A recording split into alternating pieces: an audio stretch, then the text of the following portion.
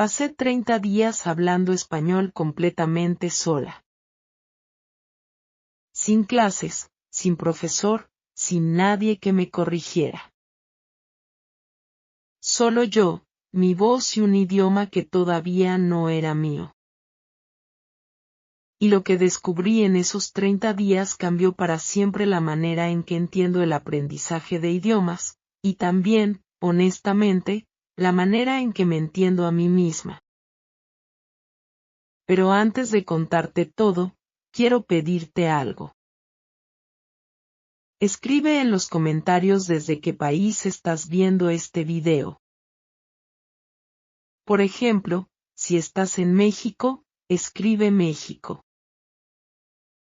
Si estás en Argentina, escribe Argentina. Me encanta saber desde dónde llega esta comunidad. Ahora sí, vamos a empezar. Todo comenzó con una vergüenza. Así de simple. Yo llevo años estudiando español. Años.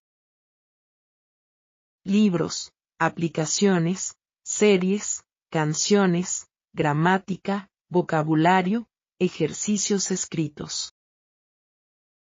Lo tenía en mi cabeza, lo entendía bastante bien cuando lo leía, podía seguir conversaciones si hablaban despacio.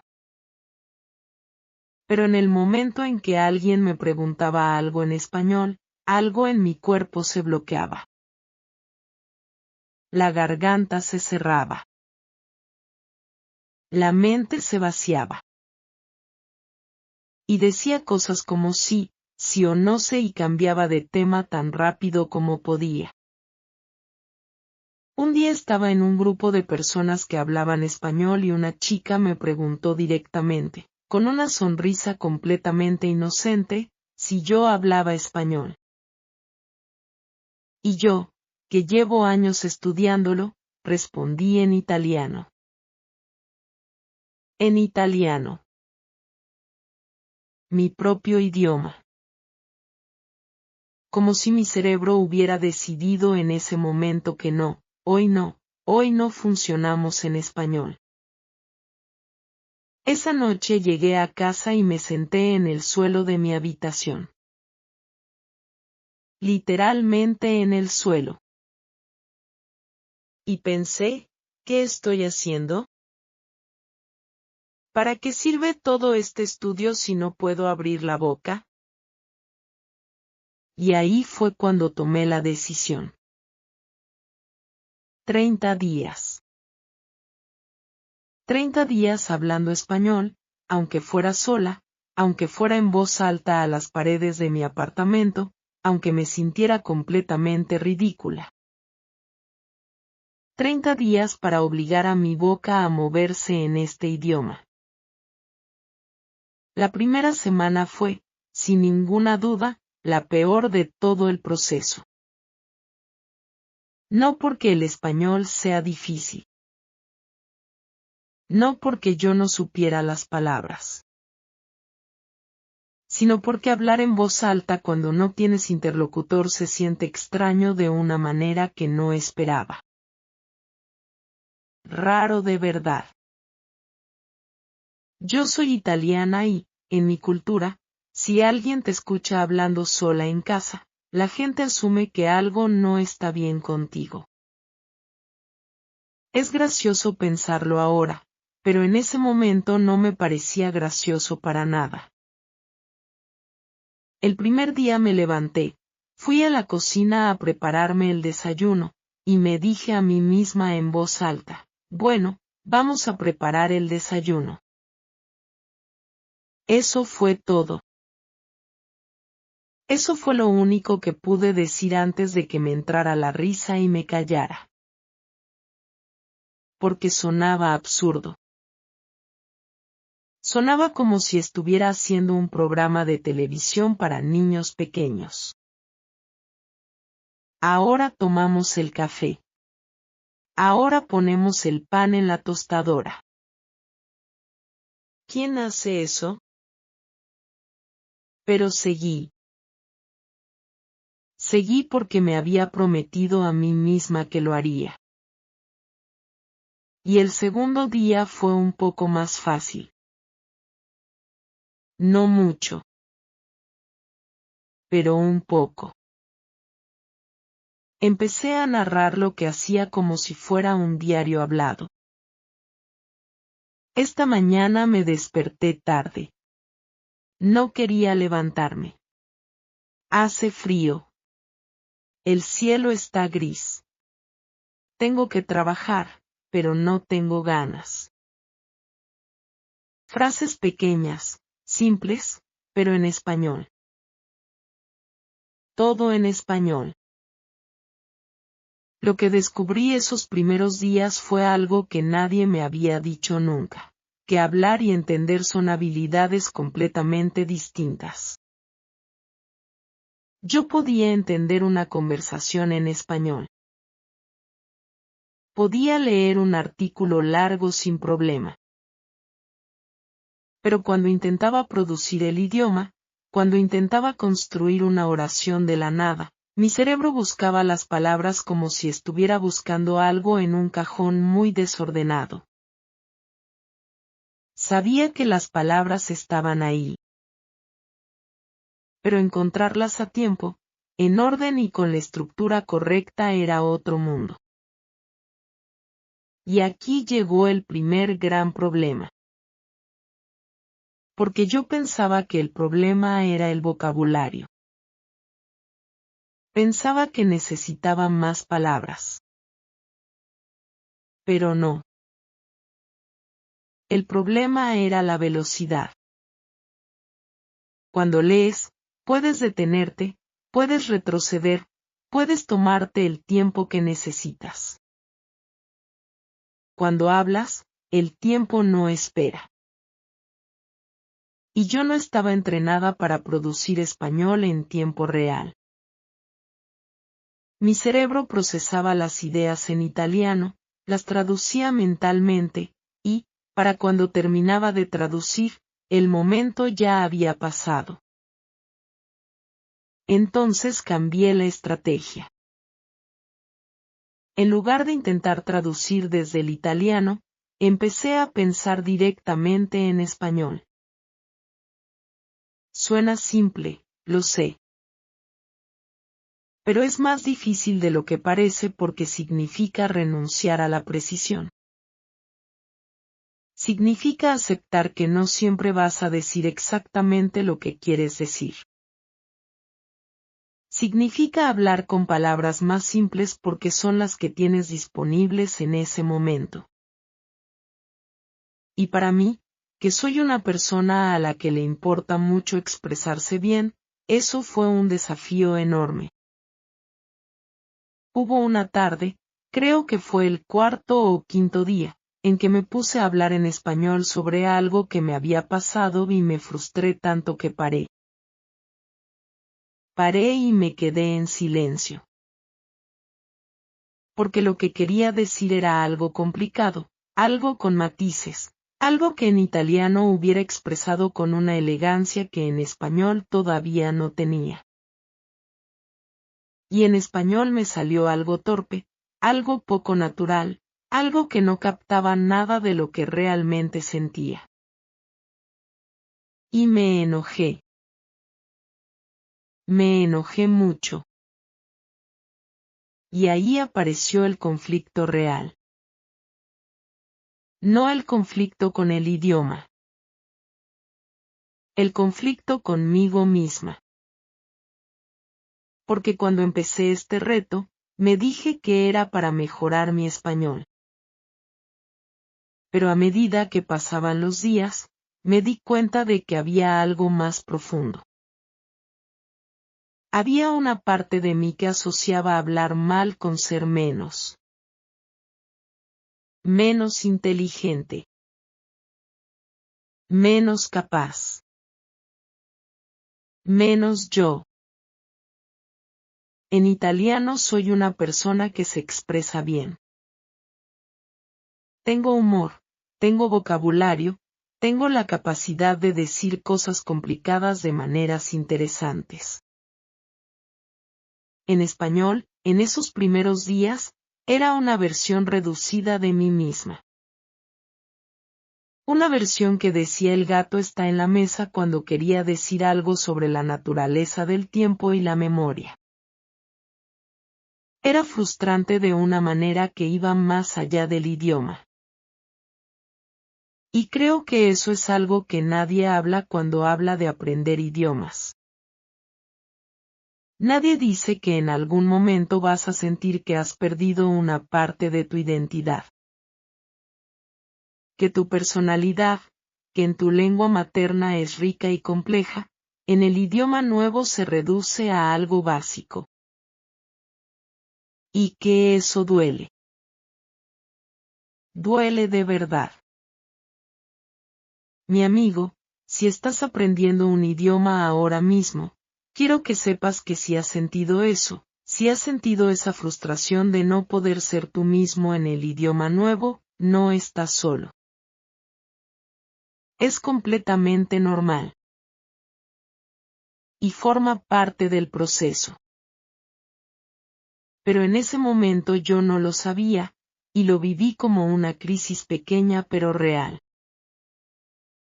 La segunda semana trajo un cambio que no esperaba.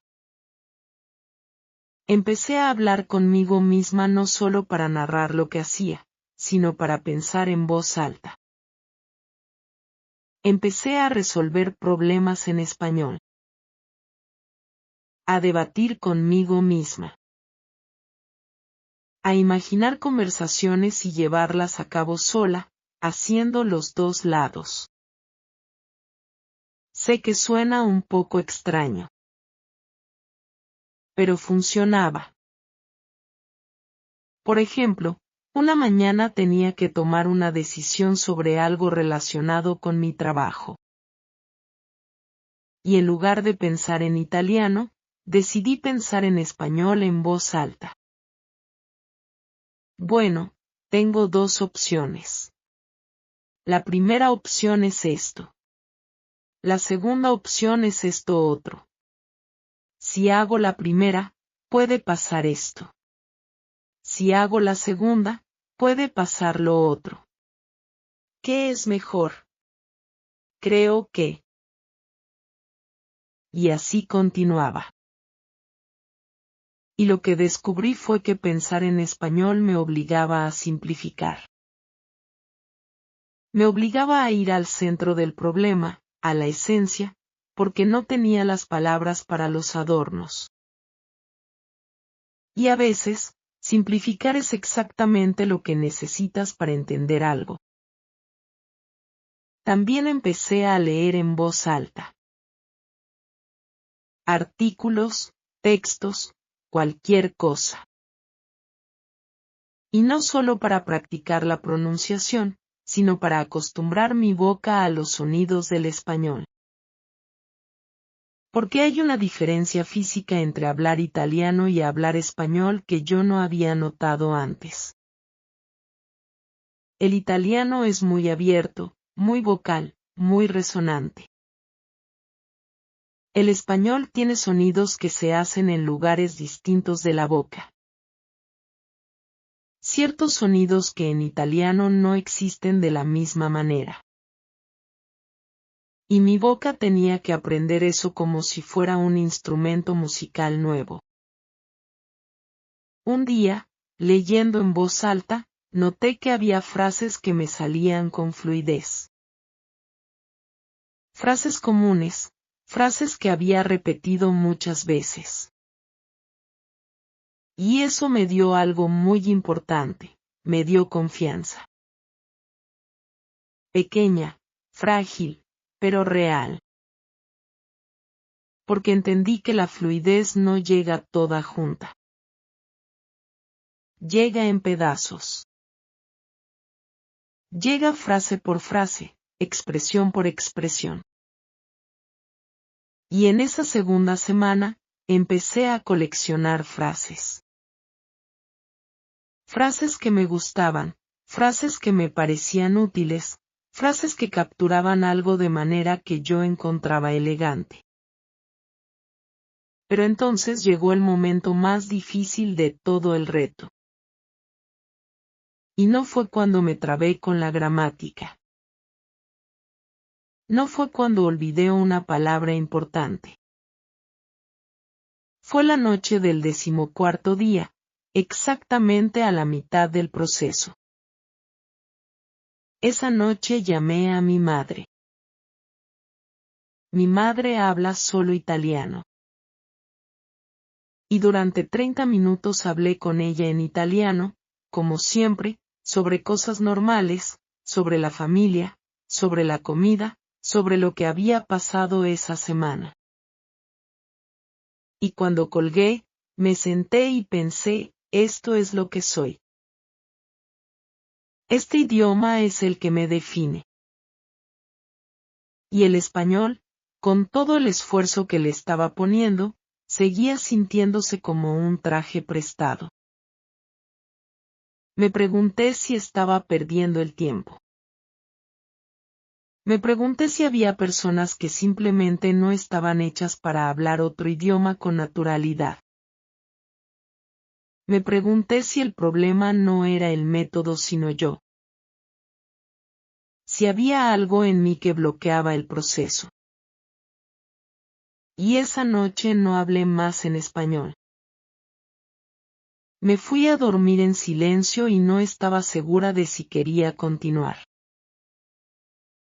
A la mañana siguiente me desperté con una sensación rara. No exactamente motivación. Más bien obstinación. Hay una diferencia, y creo que la diferencia es importante. La motivación es cuando quieres hacer algo. La obstinación es cuando decides hacer algo aunque no quieras. Y esa mañana, la 15ª, me levanté y dije en español, vamos a continuar. No porque tenga ganas, sino porque lo prometí. Y seguí. La tercera semana fue cuando las cosas empezaron a cambiar de verdad. No de manera dramática. No fue que de repente el español fluyó como un río. Fue más sutil que eso. Fue que empecé a tener momentos. Momentos en los que no pensaba en lo que estaba diciendo. Momentos en los que las palabras llegaban antes de que yo las buscara. Momentos pequeños, de 2 o 3 segundos, en los que me sentía fluida. Y esos momentos eran adictivos. Porque me daban una idea de lo que era posible. Me mostraban que el español estaba ahí, que estaba dentro de mí de una manera más profunda de lo que creía, y que solo necesitaba el espacio para salir. Empecé a cambiar el teléfono al español. Las aplicaciones, el asistente de voz, todo. Y empecé a hablarle al asistente de voz. Sé que parece una tontería, pero hablar con una máquina tiene una ventaja enorme, la máquina no te juzga. No se ríe. No pone cara rara. No te interrumpe.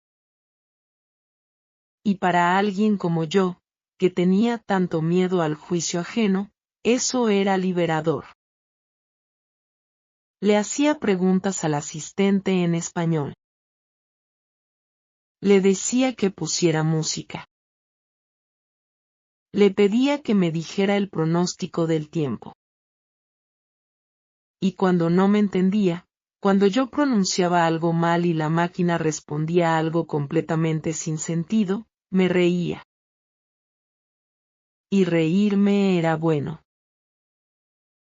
Porque significaba que ya no lo tomaba tan en serio. Significaba que el miedo al error estaba disminuyendo. También empecé a escucharme. Grababa pequeños audios de mí misma hablando en español y los escuchaba después. Este fue uno de los ejercicios más poderosos y más incómodos de todo el proceso.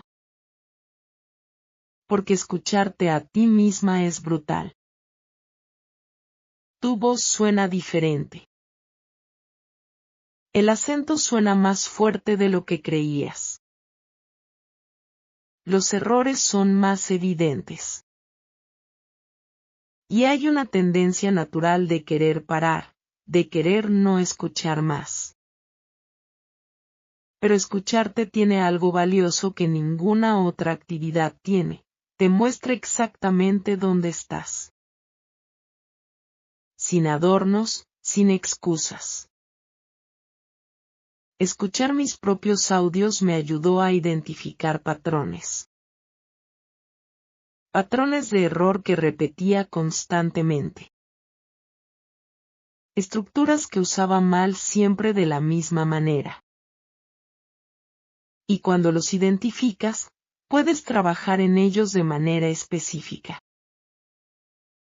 Un error que cometía constantemente tenía que ver con los tiempos verbales.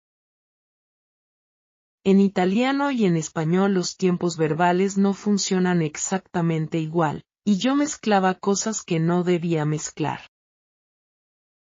Y durante días me enfoqué específicamente en eso. Hablé sobre el pasado durante horas. Solo el pasado. Conté historias, inventé situaciones, describí recuerdos, todo en pasado, forzándome a usar los tiempos correctos. Era un ejercicio aburrido pero funcionó. Hubo también momentos de humor involuntario que me salvaron de la seriedad excesiva. Un día intenté decir algo sobre la temperatura y lo que me salió incluía una palabra que existía pero que significaba algo completamente diferente a lo que quería. Y cuando lo noté, me reí sola en mi apartamento durante 1 minuto completo. Porque a veces el idioma te juega trucos que son objetivamente cómicos, y aprender a reírte de eso en lugar de avergonzarte es una habilidad que hay que desarrollar. Mi amigo, quiero hacer una pausa aquí para decirte algo que creo que es fundamental. El miedo al ridículo es el enemigo número 1 del aprendizaje de idiomas. No la gramática. No el vocabulario. No la pronunciación. El miedo. El miedo a sonar tonto, el miedo a equivocarte, el miedo a que alguien te corrija y todos se den cuenta de que no sabes lo que haces. Ese miedo es el que te hace quedarte callado cuando podrías estar practicando. Es el que te hace elegir siempre las palabras seguras en lugar de intentar las nuevas. Es el que te congela. Y la única manera de vencer ese miedo es exponerte a él hasta que pierda su poder. No puedo decirte que desaparece completamente, porque mentiría. Pero sí puedo decirte que se hace más pequeño.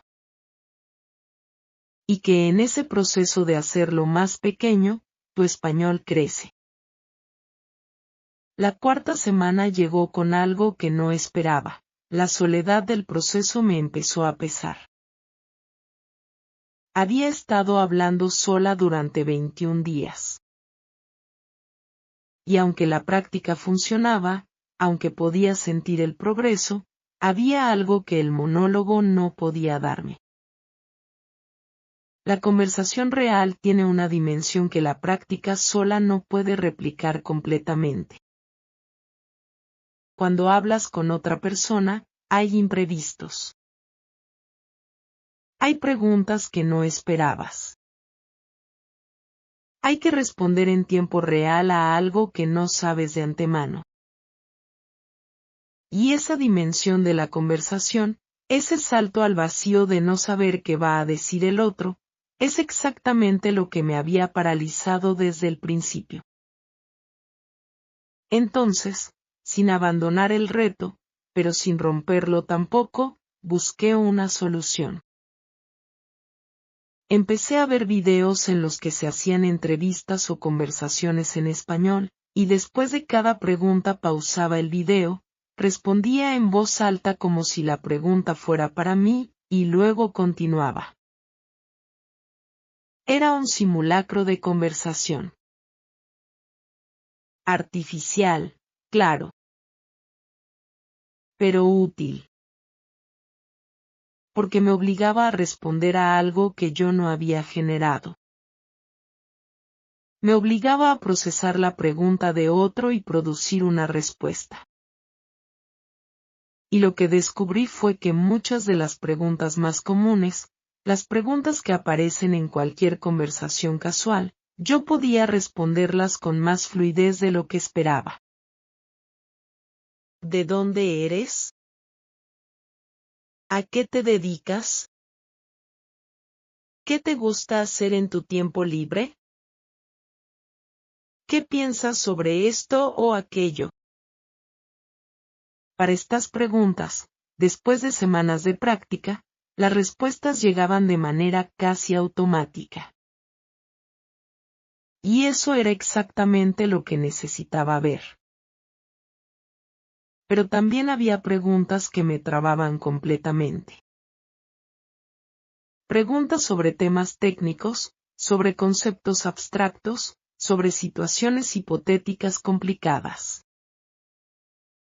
Y esas preguntas me mostraban que aún había mucho trabajo por delante. Que el B1, que es más o menos donde estoy, no es el final sino un punto en el camino. Un buen punto, un punto importante, pero no el final. El día 28 ocurrió algo que me marcó. Estaba hablando sola en mi apartamento, narrando mis pensamientos como hacía cada día, y de repente me di cuenta de que llevaba varios minutos hablando sin pensar en lo que decía. Sin analizar la gramática, sin buscar las palabras, sin pausar para traducir. Simplemente hablando. No perfectamente.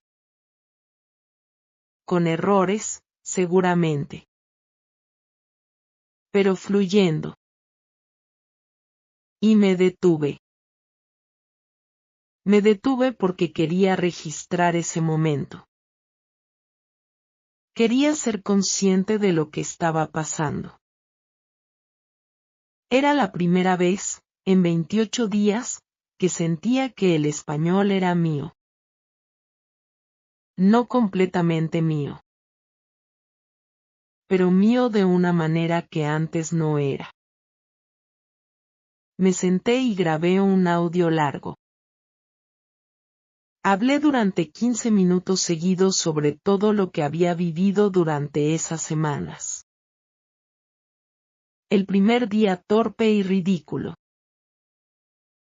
La crisis de la noche 14. Los momentos de humor. Los patrones de error que había identificado. La soledad del proceso. Y lo escuché después y pensé, esta persona habla español. Esta persona que habla en este audio habla español de verdad. La voz en el audio tenía acento, claro. Tenía errores, sin duda. Pero tenía algo que no tenía al principio, tenía confianza. No la confianza de quien sabe todo. La confianza de quien sabe que puede avanzar aunque no sepa todo. El día 30 fue extraño. Sabía que era el último día y quería hacerlo de alguna manera especial. Pero no hice nada especial. Me levanté, preparé el desayuno, narré mis acciones en español como hacía cada día, pensé sobre mis planes en español, y al final del día grabé un audio final. Un resumen. Un antes y un después. Y cuando lo escuché, entendí que lo que había cambiado en 30 días no era solo mi español. Era también mi relación con el error, con la imperfección, con el proceso de aprender algo difícil. Había pasado 30 días siendo imperfecta en voz alta. 30 días aceptando que no sabía todo. 30 días eligiendo continuar aunque no tuviera ganas. Y eso, mi amigo, es algo que va más allá de cualquier idioma. Ahora quiero contarte en detalle qué funcionó y qué no funcionó, porque creo que puede ser útil si tú también estás en este proceso. Lo que funcionó mejor fue la narración constante. Hablar de lo que estoy haciendo en tiempo real, aunque sea algo tan simple como preparar el café o esperar el autobús, obliga al cerebro a conectar el idioma con la vida cotidiana. No con ejercicios abstractos. No con reglas en una página. Con la vida real. Con las cosas que hago, pienso y siento todos los días. Y esa conexión es poderosa porque hace que el idioma sea funcional, no decorativo. Lo que también funcionó muy bien fue hablar sobre emociones. Esto puede sonar raro, pero tiene una lógica. Cuando hablas de emociones en un idioma nuevo, no tienes la opción de ser vago. Las emociones son específicas. Triste es diferente de decepcionada. Nerviosa es diferente de asustada. Y buscar las palabras exactas para lo que sientes te obliga a conocer el idioma de una manera más profunda que memorizar listas de vocabulario. También fue muy útil hablar sobre el pasado. Contar historias. Cosas que me habían pasado, cosas que había leído, cosas que había visto. Las historias tienen una estructura natural que el cerebro puede seguir, y eso facilita la producción del idioma. Además, como las historias son tuyas, como son sobre cosas que ya conoces, toda tu energía mental puede estar en el idioma en lugar de estar dividida entre el idioma y el contenido. Lo que no funcionó tan bien, o lo que aprendí a usar con cuidado, fue la traducción. Al principio intentaba traducir todo lo que quería decir desde el italiano. Y eso creaba una dependencia que no era saludable. La traducción es útil para entender palabras nuevas, pero como proceso habitual al hablar, crea un paso extra que hace todo más lento y más mecánico. La meta es pensar directamente en el idioma que estás usando, aunque al principio pienses cosas más simples de lo que quisieras. También aprendí que no todos los días son iguales. Hay días en que el idioma fluye y días en que todo se siente atascado. Y eso no significa que estés retrocediendo. Significa que el aprendizaje no es lineal. Es más bien como caminar en la niebla, no siempre ves hacia dónde vas, pero si sigues caminando, llegas. Algo que descubrí casi por accidente fue que cantar ayuda. Cantar en español, aunque no entiendas todas las palabras, acostumbra la boca y el oído a los ritmos del idioma. La música tiene patrones de entonación, tiene pausas, tiene énfasis, que te enseñan cosas sobre el idioma que los libros de gramática no pueden enseñarte. Y además, es disfrutable. Y cuando algo es disfrutable, lo haces más. Y cuando lo haces más, mejoras más. Quiero hablar también sobre algo que creo que a muchos aprendices de idiomas les pasa y que nadie menciona suficiente: la comparación. Durante esos 30 días, más de una vez me encontré pensando en personas que hablan español perfectamente, personas que lo aprendieron de niños o que vivieron años en un país hispanohablante, y comparando mi progreso con el de ellas. Y eso nunca es útil. Nunca. Porque las circunstancias son distintas, los puntos de partida son distintos, los objetivos son distintos. La única comparación útil es contigo misma. ¿Hablas mejor hoy que hace un mes? Esa es la única pregunta que importa. Y la respuesta, si trabajas de manera consistente, siempre va a ser sí. También quiero hablar sobre el acento, porque el acento es algo que genera mucha ansiedad entre los aprendices de idiomas. Y yo también lo sentí. El acento italiano en el español es muy reconocible. Las vocales, la musicalidad, ciertas consonantes, todo delata de dónde viene uno. Y durante los primeros días me molestaba. Quería sonar más natural, más nativa, como si el acento fuera una marca de vergüenza. Pero con el tiempo llegué a una paz con mi acento. El acento es parte de quién soy. Es la huella de mi lengua materna en el idioma que estoy aprendiendo.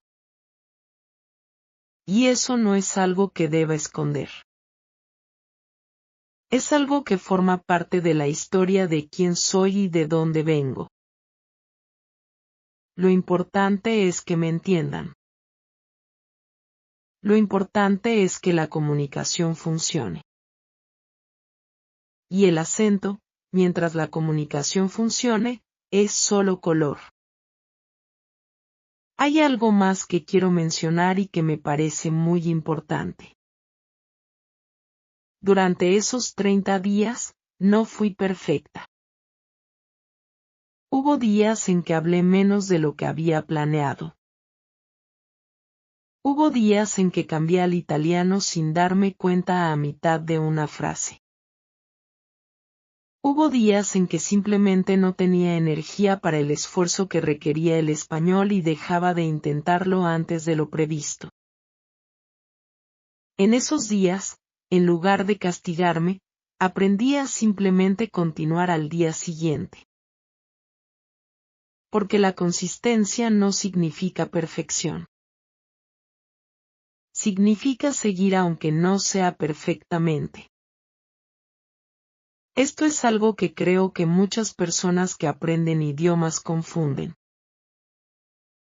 Piensan que si un día fallaron, si un día no practicaron o practicaron menos, eso significa que van a fracasar.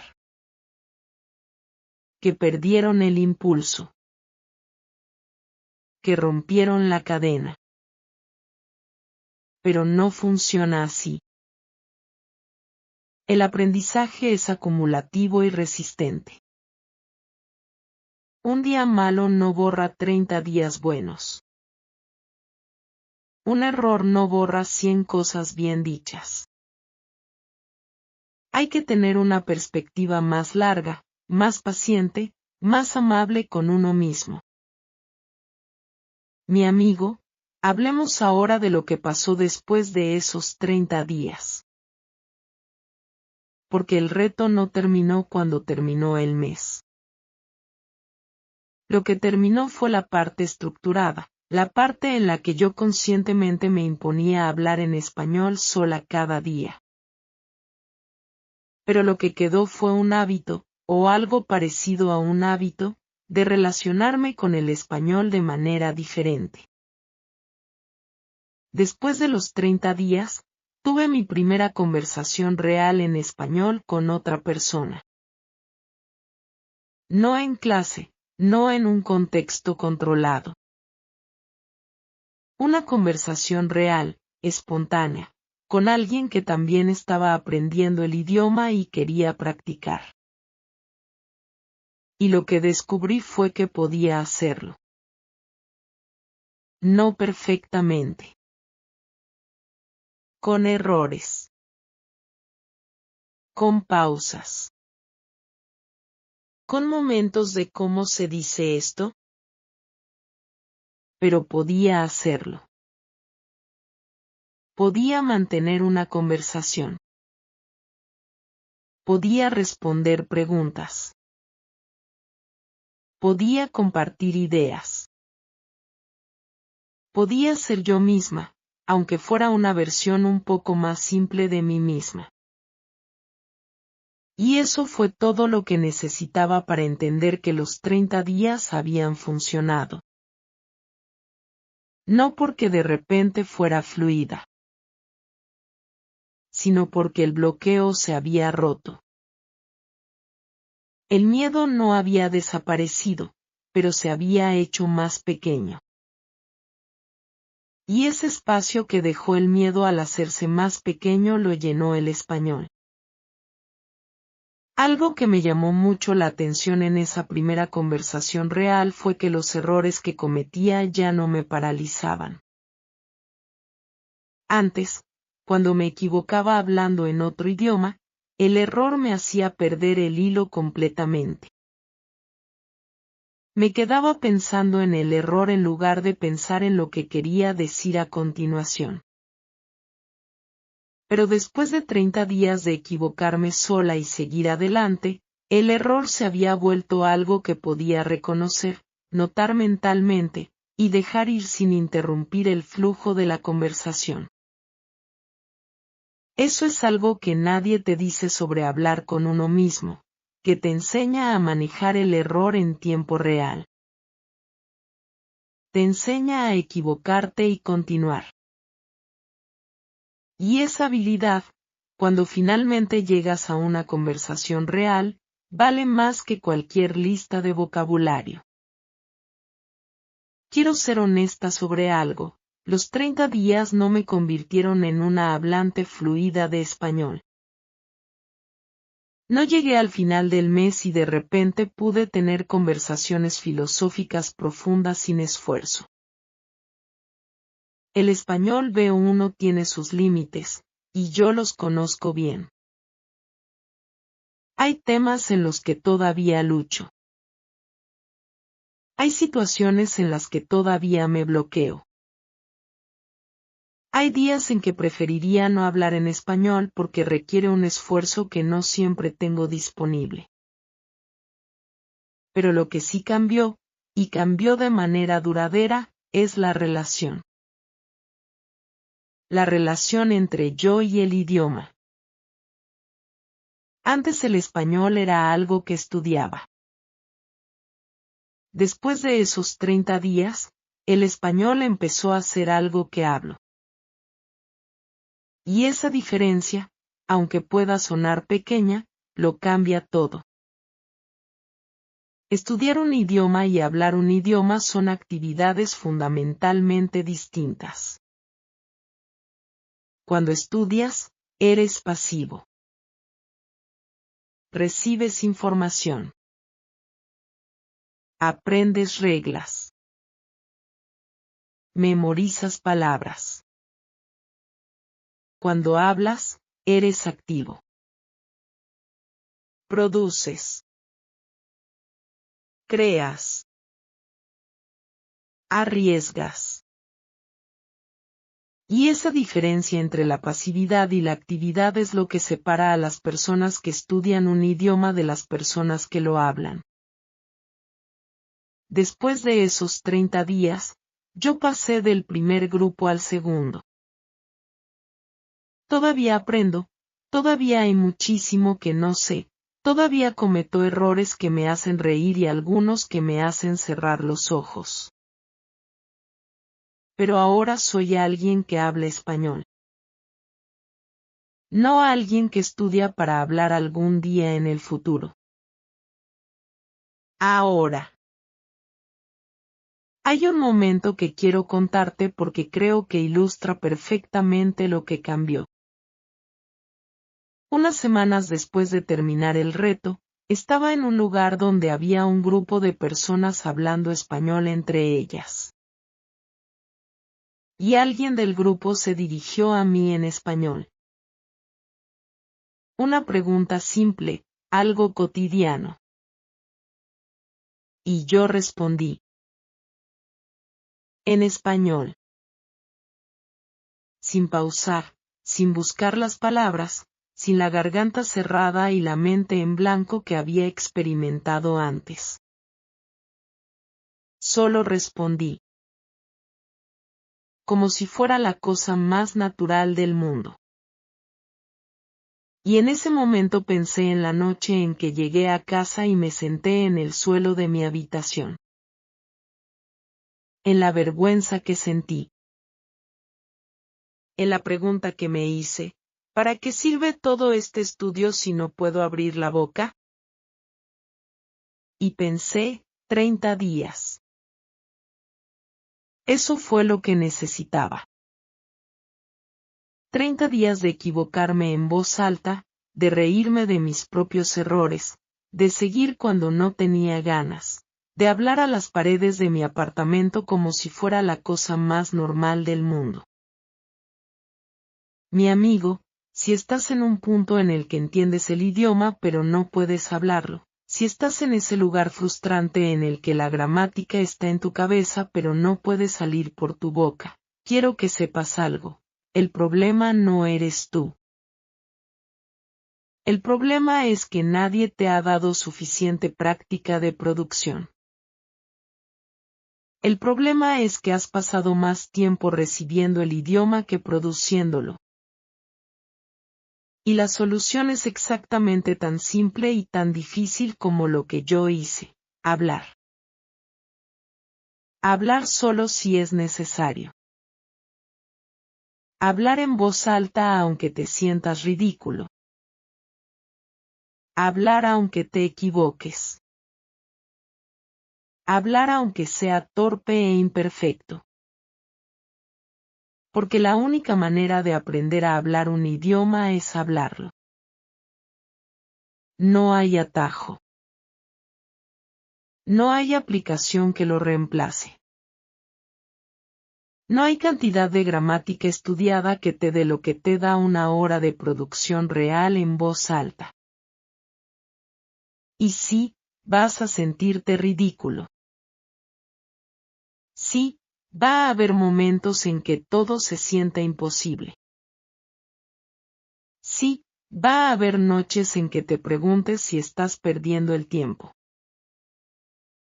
Pero si sigues, si eliges continuar aunque no tengas ganas, si eliges la obstinación cuando se acaba la motivación, vas a llegar a un lugar donde el idioma deja de ser un muro y se convierte en una puerta. Quiero terminar con algo que aprendí sobre la identidad y los idiomas, porque creo que es lo más importante de todo lo que descubrí en esos 30 días. Al principio sentía que el español me reducía. Que me hacía menos de lo que soy. Que en ese idioma no podía ser completamente yo misma. Y eso era doloroso. Pero algo cambió. En algún momento de esas semanas, no recuerdo exactamente cuándo, empecé a ver el español no como un espacio donde era menos, sino como un espacio donde era diferente. Donde había partes de mí que podían expresarse de maneras que el italiano no permite exactamente. Donde ciertas ideas, cuando las decía en español, sonaban de una manera que me gustaba. donde la simplicidad que me imponía el nivel del idioma, en lugar de limitarme, a veces me clarificaba.